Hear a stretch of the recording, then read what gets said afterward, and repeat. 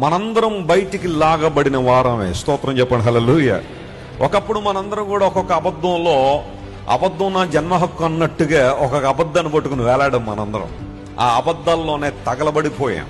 ఆ అబద్ధ జీవితంలోనే, అబద్ధాల్లోనే, అసత్యాల్లోనే మన సమయం, మన ధనం, మన సామర్థ్యం, మన సొమ్ము సమస్తాన్ని ఫణంగా పెట్టేశాం. అయితే యేసు ప్రభు ఈ లోకానికి వచ్చి చేసింది ఏంటో తెలుసా?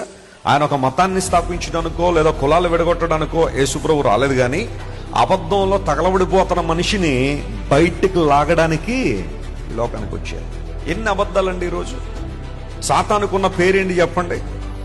అబద్ధికుడు. సాతాను గురించి మాట్లాడుతూ ప్రభు చెప్పిన మాట, వాడు అబద్ధికుడునో అబద్ధానికి జనకుడై ఉన్నాడన్న. సాతాను లక్షణమే అబద్ధం.